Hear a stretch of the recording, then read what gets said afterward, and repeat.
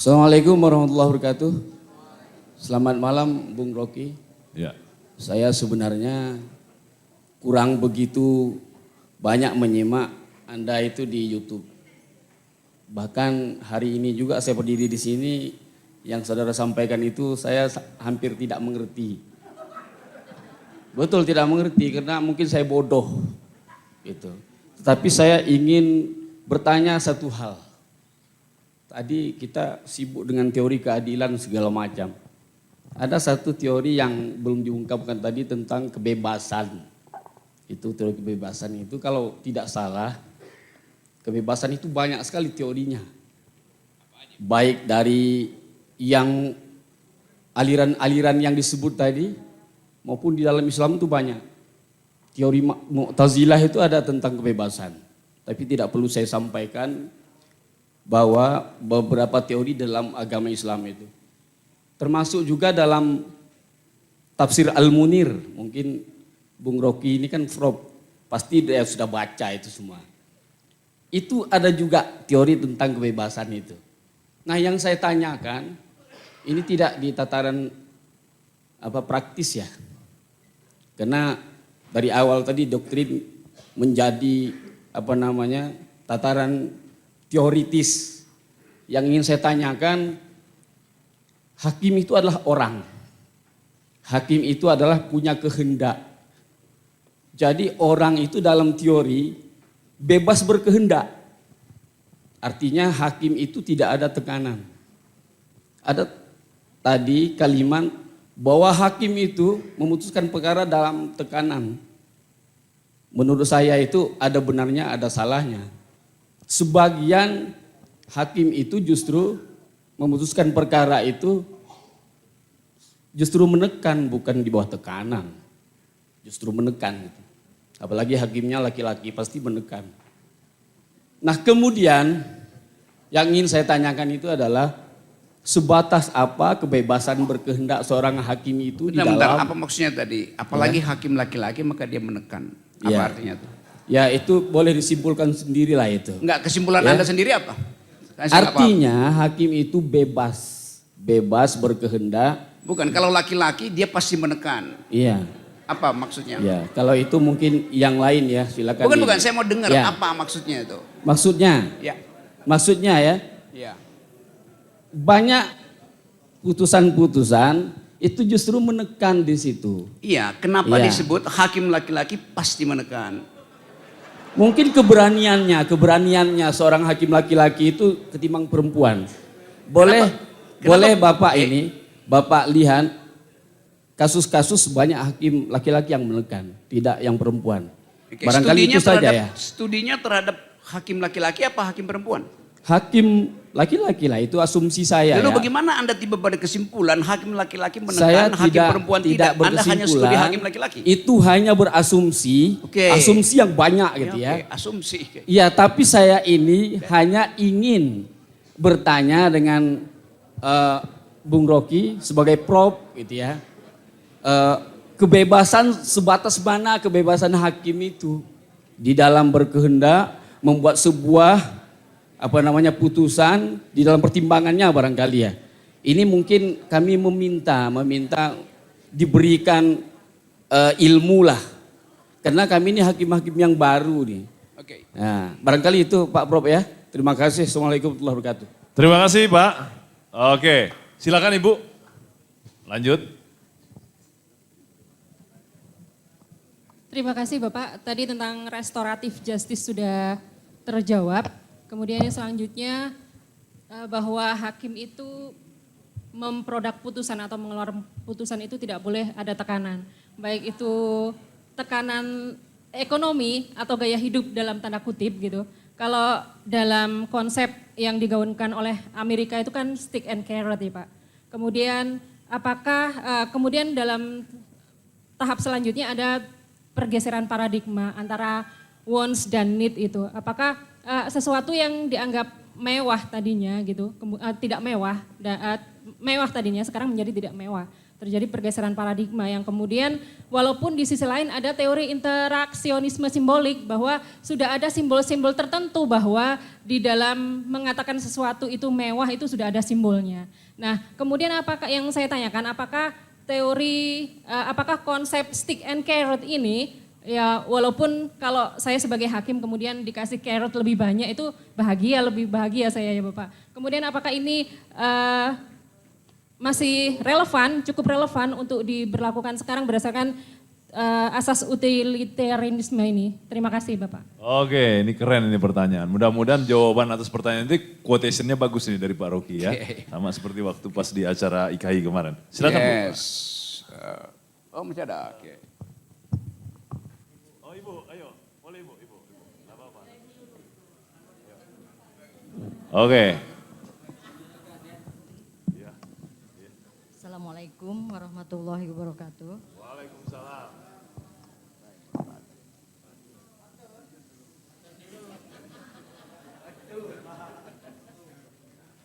Baiklah, sebelum bertanya, sebelum membuat pernyataan, saya ingin menghangatkan dengan sebuah pantun.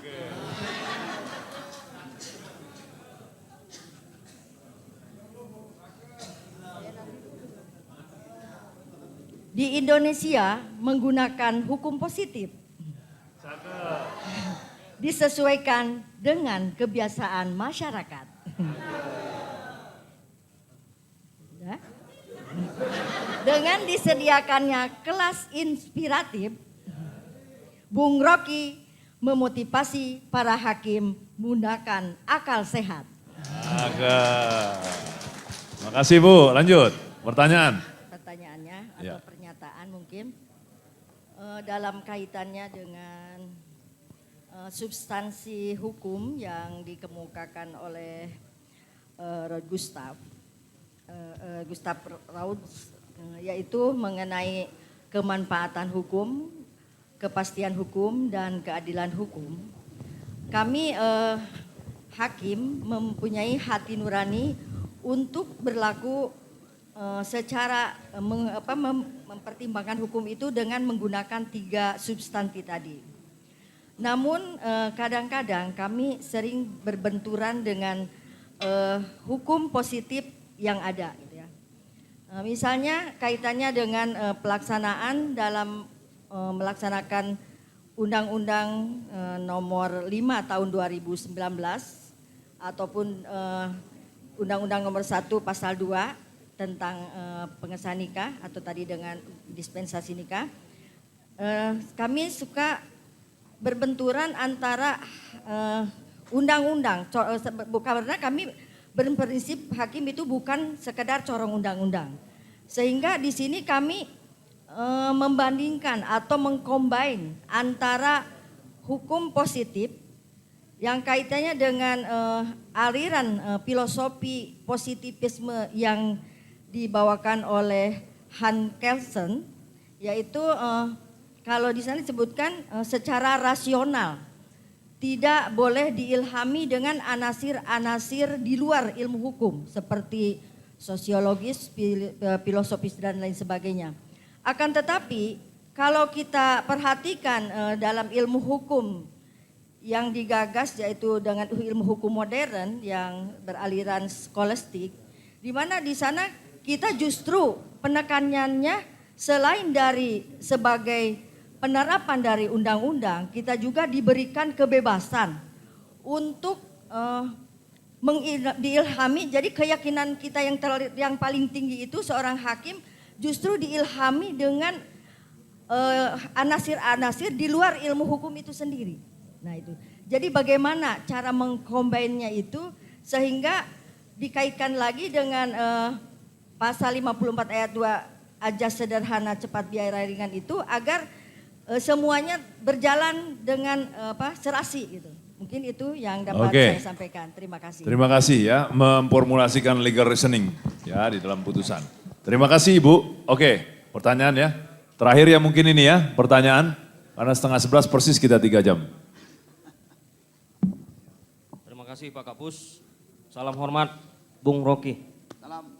Saya termasuk salah satu mungkin dari sekian banyak orang yang sering dan suka mengikuti dialog-dialog dan penyampaian-penyampaian dari Bung Rocky. Apakah itu di televisi ataupun di podcast yang ada. Saya hubungkan dengan materi malam ini atau yang diangkat malam ini. Saya minta Bung Rocky di forum ini menyampaikan kepada kita semua bagaimana cara pandang atau kajian antara prosperity versus independensi. Karena kita selaku hakim, bahkan saya kira di kekuasaan manapun, apakah itu di eksekutif, yudikatif, dan legislatif, terlalu banyak alasan independensi ini dipengaruhi oleh prosperity. Kesejahteraan. Itu yang pertama. Minta bantu nanti Bung Rocky elaborasi ini, karena banyak juga orang menyampaikan di antara 3 teori kekuasaan ini, yudikatif ini dalam tanda petik yang lebih agak dikebelakangkan. Sehingga banyak hakim-hakim yang apabila putusannya itu dalam tanda petik terlalu kuat terobosannya malah dicaci maki. Tidak hanya dari luar, bahkan di dalam sendiri oleh atasan-atasan kita. Itu yang pertama. Yang kedua, saya juga ingin minta bantu sama Bung Rocky untuk mengelaborasi juga bagaimana sih sebenarnya teori keadilan dalam persepsi filosofi dihubungkan dengan teori keadilan dalam bentuk konsensus. Saya waktu belajar filsafat dan saya suka materi kuliah ini. Terkadang saya menyimpulkan bahwa filsafat itu hanya ada di alam pikiran saja. Sehingga pada saat, kenapa saya sampaikan begitu? Ketidakadilan pada satu sisi adalah keadilan pada sisi yang lain. Begitu juga sebaliknya. Ketidakadilan pada satu sisi, keadilan pada satu sisi ini juga merupakan ketidakadilan bagi yang lain. Jadi pada saat misalnya keadilan ini diteorikan, lahirlah sebuah pasal-pasal tadi dalam konsensus itu yang dibuat berbentuk undang-undang, peraturan seterusnya. Di mana letak keadilan filosofi ini? Sehingga tadi apabila hakim memutus dengan teori positivistik tadi, yang sudah ada aturan itu, apabila itu disimpangi, nah itu sudah disepakati, sudah dikonsensuskan. Nah bagaimana mengkombinasikan ini? Sehingga dia nanti hakim memang betul-betul putusan yang dilahirkan itu adalah putusan yang cocok dengan teori keadilan perspektif filosofi tadi. Makasih Bung Rocky, selamat malam. Ya, terima kasih. Bagus pertanyaannya. Dapat poinnya, Bang? Yuk, langsung. Oke ya, saya cicil dulu supaya saya bisa lihat kreditnya berapa nih. Tadi pertama itu, kan itu tadi saya cecer, apa yang you maksud dengan laki-laki menekan itu. Kalau Anda di Amerika, Anda pasti ditarik license buat, atau di Eropa itu. Karena itu istilah yang tadi menimbulkan hermeneutic of suspicion yang mengarah pada misoginisme itu. Menghina perempuan itu. Itu dasarnya. Untung ada di sini. Kalau saya laporkan pasti itu dengan itu nggak akan ada debat di situ. Begitu kata itu muncul, algoritma mengarahkan Anda patriarkis. Berarti Anda tidak bisa jadi hakim itu. Anda tidak imparsial, minimal imparsial. Nah kata-kata misoginis ini yang mesti kita hindari itu. Walaupun di dalam bercanda itu. Karena itu mental manusia yang memang belum mampu untuk melihat bahwa tubuh perempuan itu adalah sumber keadilan dari dasarnya. Tuh. Kenapa begitu? Saya sering terangkan. Keadilan pertama dipromosikan justru dari rahim perempuan. Ketika dia mengandung, seluruh sistemnya berubah menjadi distributif. Dia mendistribusikan kecemasannya pada bayinya. Dia mendistribusikan nutrisinya pada bayinya. Dia mendistribusikan harapan pada bayinya itu. Itu yang kemudian disebut ethics of care, dasar dari keadilan. Adalah pengalaman real perempuan dalam hidup sehari-harinya. Saya nggak mungkin ajarin John Rawls atau John Locke pada perempuan. Karena yang saya terangkan tadi adalah legal reasoning. untuk menghasilkan keadilan. Tetapi perempuan bilang, you nggak usah terangin saya. Dari awal sifat saya udah,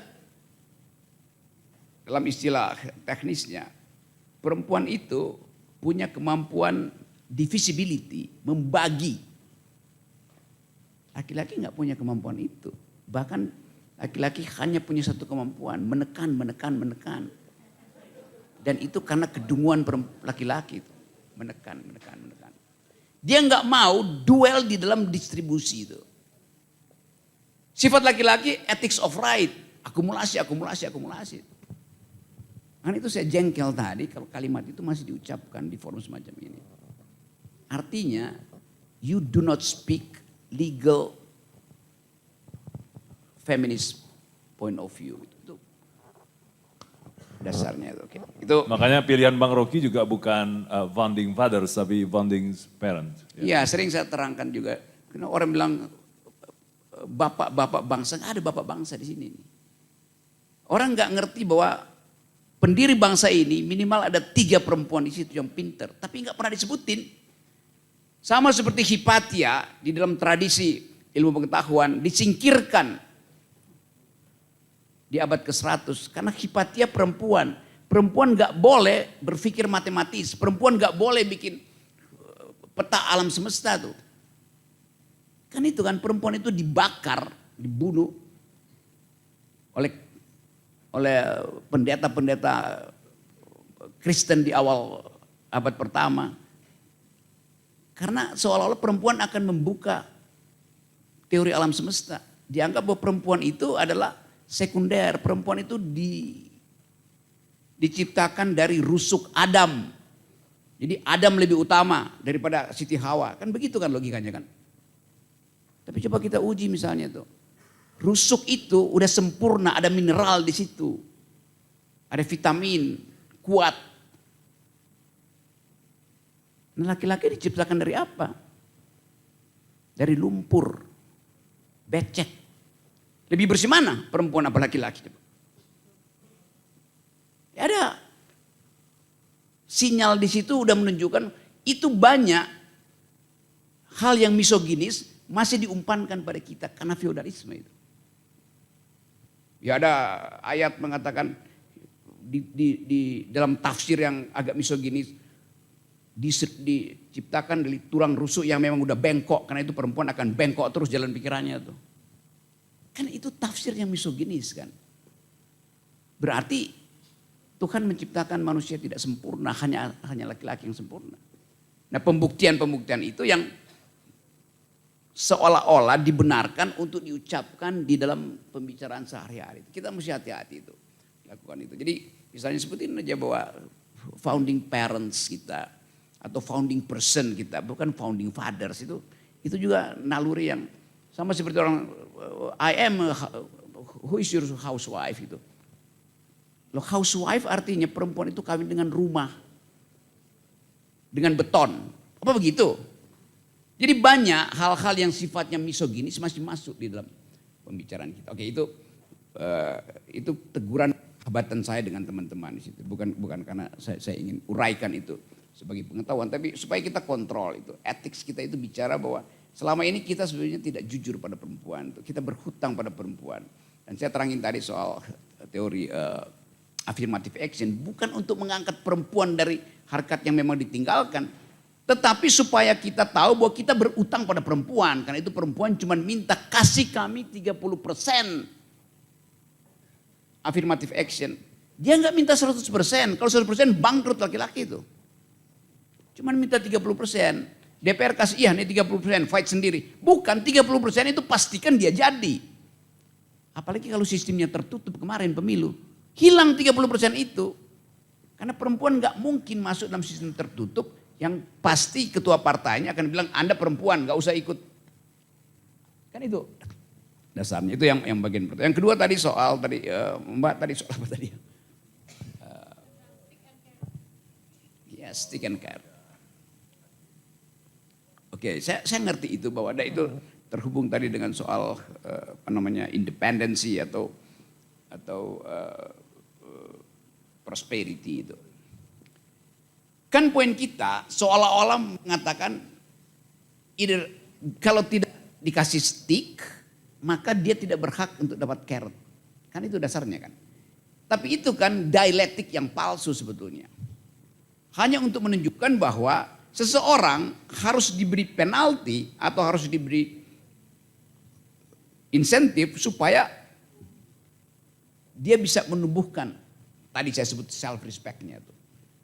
Sama seperti slogan di KPK, berani jujur itu hebat. Lalu orang puji-puji. Lo itu tagline yang bodoh. Yang menghina, berani jujur itu hebat. Apa hakim gak terhina? Anda baru disebut hebat kalau berani jujur. Dari awal Anda mendaftar sebagai hakim karena Anda ingin jujur. Ustadz pasti marah, pendeta pasti marah. Guru pasti marah tuh. Kenapa diubah begitu? Berani jujur itu hebat. Lo memang jujur itu gak perlu disebut hebat. Memang jujur itu watak dasar manusia. Adil itu watak dasar manusia. Berani adil itu masuk surga. Kan, jadi sistem kita berbahasa pun pakai model stick and carrot itu tuh. Karena kita gak tumbuhkan sendiri keyakinan kita bahwa kita menumbuhkan etik itu bukan karena dipaksa. Sama seperti tadi. Gak ada hubungan antara prosperity dan independensi. Kalau begitu dari awal, independensi artinya fungsi dari prosperity. I sama dengan fungsi dari P. Kan kacau pikiran itu kan.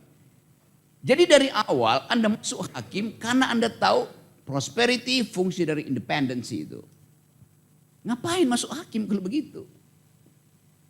Kan godaan itu datang ketika Anda udah ada di dalam ruang pengadilan. Begitu Anda tahu begitu, Anda mundur aja dong. Wong Anda ingin dari awal independensi, kenapa Anda digoda? Sama seperti KPK tuh. Dari awal dia tahu dia mendaftar untuk masa jabatan 4 tahun. Di tengah jalan dia minta 5 tahun, MK izinkan. Apa enggak dia menipu dirinya sendiri? Dari awal dia mendaftar 4 tahun kok. Dia tahu konsekuensi 4 tahun. Kenapa dia minta 5 tahun? Mahkamah Konstitusi dalilnya apa? Untuk disetarakan dengan lembaga-lembaga yang 5 tahun. Loh bukan itu poinnya. Waktu dia mendaftar dia ingin cuma 4 tahun. Itu dasarnya kan. Jadi pertimbangan-pertimbangan irasional itu yang saya tentang teman-teman. Coba kita buka. MK sekarang lagi memproses permintaan uji judicial review tentang usia calon wakil presiden yang 40 tahun. Yang ajukan siapa? PSI. Kenapa? Karena PSI mau dukung Gibran jadi wakil presiden. Lalu diproses di situ tuh. Jadi perubahan hal yang normatif disebabkan karena permintaan subjektif. Bukan karena permintaan objektif. Kan kacau kan? Kenapa hakim nggak sama-sama bikin petisi? Nggak bisa begitu dong. Sesuatu diubah untuk kepentingan publik, bukan untuk kepentingan seseorang. Kan begitu yang kita sebut hukum publik. Dan yang terjadi sekarang, ini republic without public. Gak ada, yang disebut publik gak ada. Kasak-kusuk di antara elit doang kan. Itu yang terjadi kan. Jadi hal semacam ini yang akan jadi pretext pada hakim untuk membuat keputusan. Waktu Anda buat keputusan, Anda lihat bahwa pretext Anda, background belief Anda itu dipengaruhi oleh keadaan politik pada akhirnya tuh. Lalu Anda berharap bahwa nanti pemerintahan berikut itu dia akan kasih prosperity. Karena prosperity maka independensi saya akan naik. Lo enggak, prosperity hak Anda. Independensi itu ada moral Anda. Enggak usah dihubungkan dalam bentuk tukar tambah kan. Kan enggak begitu kan. Karena itu saya usulkan gaji hakim itu dijadikan 30 kali lipat dari sekarang tuh. Karena itu hak keadilan dia. Dia memutuskan dalam kecemasan. Apa namanya itu? Harga kecemasan itu 30 kali lipat dari harga kecemasan seorang petugas pajak. Petugas pajak dengan mudah bilang lu gak bayar, gua tangkap besok. Gak ada moral di situ dia. Dan itu yang terjadi. Saya bayar pajak supaya ada keadilan. Tapi uang saya justru dikorupsi oleh petugas pajak kan. petugas pajak harusnya mendistribusikan keadilan. Manusia begitu kan. Nah hakim yang tugasnya tiap hari mendistribusikan keadilan justru digaji sekian persen dibandingkan petugas pajak kan. Enggak adil. Jadi kenapa saya nuntut supaya hakim itu digaji 30 lipat? Supaya ada keadilan di dalam prosperity. Bukan untuk tukar tambah dengan independensi. Ada tepuk tangan dong ini. Jadi Bang Rocky udah dari awal udah mengusulkan bahwa hakim itu harusnya ditambahkan tunjangan jabatannya atau tunjangan kinerjanya itu 30 kali lebih besar dari petugas pajak. Ya gitu ya. Itu quotation. Makasih Bang. Yes. Ya, tambahin lagi Bang. Apalagi yang belum saya. Oke. Masih ada soal lain ya. Ada soal lain tadi. Tadi saya coba pakai roles itu. Tadi memang ada banyak version, varieties di dalam legal theories itu. Ada bagian yang diterangin agama, iya tapi ya ada persaingan antara apa yang mesti diputuskan secara rasional misalnya, apakah pakai filsafat Mu'tazilah atau pakai filsafat Qadariyah, itu perdebatan juga di wilayah filsafat hukum itu. Tetapi kenapa roles kita ajukan di sini? Karena itu semacam kristalisasi dari semua percakapan tentang legal theories. Jadi kalau Anda baca Rawls, Anda akan terangsang untuk baca pikiran-pikiran sebelum Rawls atau persaingan antara pikiran-pikiran itu. Jadi salah mengatakan bahwa Anda cuma terangin Rawls. Nerangin Rawls artinya menerangkan semua. Itu masalahnya itu. Cara berpikirnya begitu tuh teman-teman. Nah saya tahu bahwa kalau saya mau jujur, Anda pasti diajarkan di Fakultas Hukum dan tidak pernah lagi mengupdate pikiran itu dan tidak pernah lagi mempertanyakan keterangan di buku-buku saduran itu. Yang Anda baca buku saduran semua itu. Pengantar filsafat hukum, potongan-potongan yang apa namanya PHI, pengantar hukum Indonesia, PIH, pengantar ilmu hukum. Itu penggalan-penggalan yang pernah saya bahas di Universitas Indonesia dan saya tunjukkan ini salah. Tadi misalnya Ibu menginginkan, sorry, apa poin tadi itu? Terlalu jauh tadi kan. Oke. Seolah-olah legal reasoning itu ditentukan di dalam percakapan di pengadilan. Padahal membangun legal reasoning itu artinya mengucapkan sesuatu, lalu Anda urut ucapan saya nanti, saya batasi di sini supaya argumen yang cukup itu bisa dipakai sebagai alasan pembuktian. Jadi adekuasi, kecukupan argumen itu ditaruh di situ tuh. Supaya kita tahu konsekuensinya. Coba saya kasih, mungkin di tempat pertama saya pernah kasih contoh. Bagaimana legal reasoning palsu itu dibuat oleh pembuat undang-undang. Bayangkan di Megamendung ini, kasus pemerkosaan perempuan makin lama makin tinggi. Tingkat kejahatan seksual makin lama makin tinggi. Oke. Lalu para pembuat hukum tanpa melakukan riset memutuskan supaya tingkat kejahatan seksual itu bisa diturunkan, maka hukumannya ditingkatkan. Logikanya begitu kan? Supaya ada efek jera itu. 2 tahun kemudian ternyata jumlah perkosaan meningkat sekaligus yang diperkosa dibunuh. Debatnya bagaimana legal reasoningnya? Memang si pemerkosa itu tidak beragama, tidak bermoral. Loh, kalau dia bermoral dan beragama dia akan memperkosa. Bodoh betul legal reasoning itu kan. Anda mau kasih penalti tetapi Anda tidak menghitung bahwa seorang pemerkosa dia juga makhluk ekonomi. Bagi dia, daripada dia dapat hukuman yang tinggi karena memperkosa, mending dia perkosa sekaligus dia bunuh. Itu kalkulasi rasional dari si pembuat kejahatan, si pemerkosa. Karena kalau dia nggak bunuh perempuan yang diperkosa, si perempuan bisa bersaksi terhadap dia. Right? Kalau dia bunuh, potensi itu berkurang, nggak ada saksi. Dapat nggak pikiran itu? Jadi jangan katakan bahwa dia nggak bermoral. Dari awal dia memang nggak bermoral. Yang dungu adalah pembuat undang-undang yang menganggap kalau hukumannya ditinggikan, maka orang akan jera. Nah si pemerkosa berpikir rasional. Oke, tingkatkan hukuman, sekaligus saya bunuh. Supaya potensi saya ditangkap hilang. Karena itu dasar legal reasoning begitu cara berpikirnya tuh. Jadi banyak hukum yang dibuat dengan legal reasoning yang tidak berdasarkan pada reason justru tuh. Itu soalnya tuh. Saya mengajarin mata kuliah judulnya Economic Analysis of Law. Bagaimana hukum dimanfaatkan oleh pelaku kriminal yang berpikir sebagai seorang homo economicus. Benefit cost analysis. Jadi judgment itu memang ya dungu mengatakan bahwa penjahat itu tidak bermoral karena itu dia memperkosa, dia masih membunuh juga. Ngapain statement itu kan? Kenapa nggak dipikirkan bahwa penjahat itu adalah homo economicus. Dia akan cari memaksimalkan keuntungan. Karena itu dia nggak peduli naikin hukuman, tetap dia melakukan pemerkosaan, bahkan dia bunuh. Karena itu adalah lebih efisien daripada sekali memperkosa. Begitu pikirannya. Dapat poin itu ya.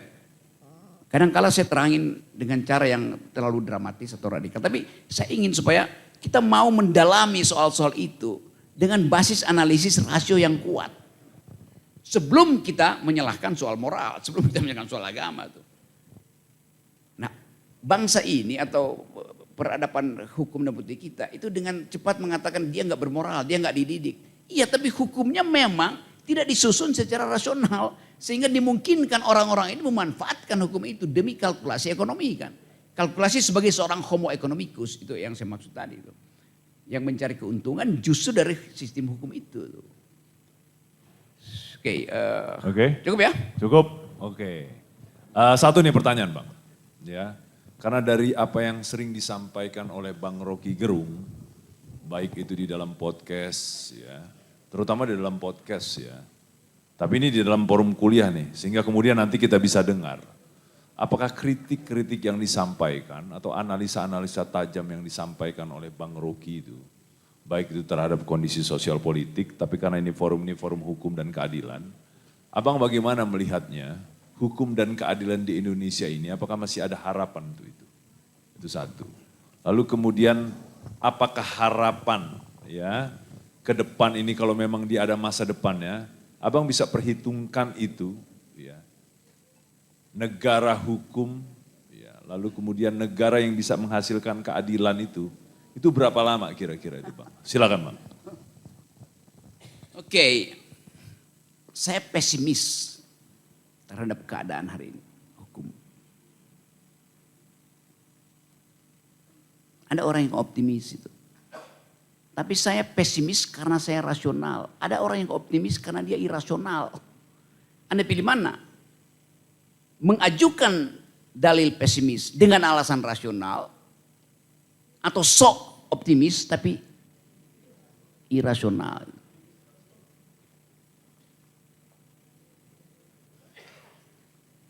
Kalau saya pesimis dengan alasan rasional, saya tahu di mana memperbaiki itu. Jadi mending terima satu fakta bahwa bukan karena semua orang pesimis. Bagi saya kalau saya lihat tadi itu argumennya itu kemampuan kita untuk menghidupkan wacana perdebatan teoritis itu kurang sekali. Anda ucapin dari tadi, Anda berteori aja tuh. Kebanyakan teori segala macam tuh. Kasih yang konkret. Hukum itu bekerja di tingkat teori, tingkat rasional. Kasus itu hanya mungkin kita baca kalau ada perlengkapan teoritis yang kuat. Kayak tadi kata manfaat. Kita asal pakai kata manfaat. Padahal kata itu sendiri bermasalah tuh. Manfaat pada siapa? Itu pentingnya misalnya baca buku McIntyre. Whose Justice? Which Rationality itu. Jadi kemampuan membaca kita itu kurang sekali itu. Kenapa? Karena terlibat dengan kasus terus menerus.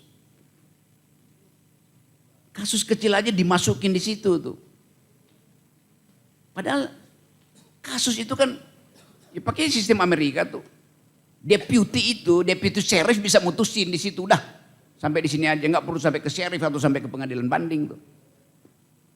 Jadi percayakan bahwa semakin, gampangnya begini dalilnya, semakin banyak hukum itu pertanda demokrasi nggak jalan.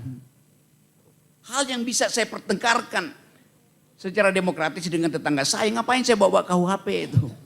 Masuk lagi pengadilan kan. Jadi biasakan ada percakapan demokratis. Sehingga orang merasa udah diselesaikan di dalam percakapan demokratis di antara warga negara yang setara itu. Lebih efisien kan. Nah itu artinya kondisi politik harus kita ubah supaya hukum itu menjadi efisien. Contoh yang paling sering saya terangkan bagaimana kedunguan DPR.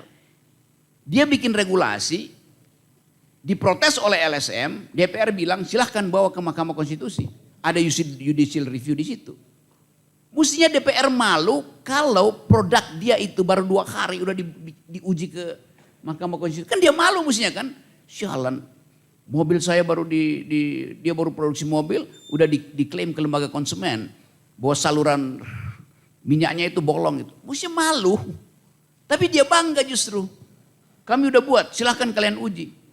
Kalau saya anggota DPR, saya ingin apa yang saya hasilkan sebagai legislasi, jangan sekali-sekali dibawa ke Mahkamah Konstitusi, malu saya. Itu artinya produkmu cacat dari awal. Kan itu dasarnya kan. Usahakan supaya pengadilan tingkat pertama selesai, jangan bilang nanti ada pengadilan tinggi segala macam itu. Buat apa artinya?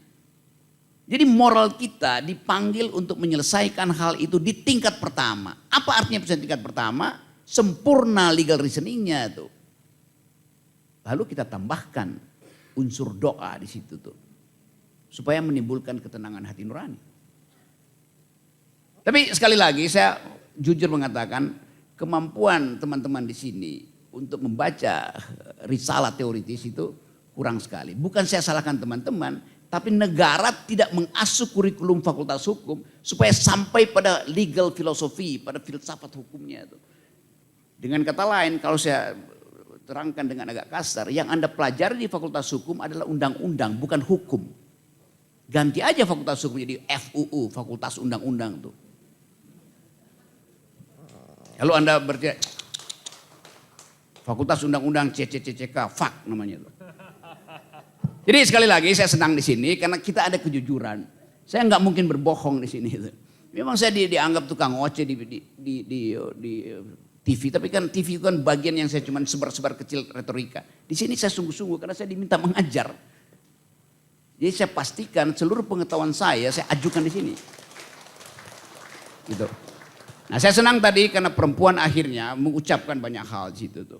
Dan dulu perempuan disebut sebagai mereka, perempuan ini kalangan yang tidak bisa ngomong. Sebetulnya bukan perempuan gak bisa ngomong, tapi untuk bicara dia perlu minjam grammar laki-laki. Karena itu perempuan mengusun grammarnya sendiri sekarang. Yang disebut secara berbahasa feminis. Dan itu pentingnya kita baca juga bicara tentang feminist jurisprudence. Feminist legal theory. Kan itu dasarnya kan. Jadi teman-teman di sini saya sekali lagi saya terima kasih turun pada perempuan yang bicara dengan jujur dengan ketajaman. Dulu mereka the unspeakable, sekarang mereka the unstoppable. Nah itulah intinya. Tapi sekali lagi di atas semua itu nggak mungkin ada pembicaraan semacam ini kalau nggak ada kawan saya Arif ini yang terus memprovokasi saya untuk bicara dong, bicara yang akademis gitu. Ini forum yang udah 3 kali saya di sini dan semua orang merasa bahwa Rok, lu jadi guru di situ ya? Gue bilang gue nggak jadi guru di situ. Semua yang ada di sini bakal jadi guru bangsa karena mengikuti kuliah di Mahkamah Agung. Asik, beri tepuk tangan yang meriah. Terima kasih.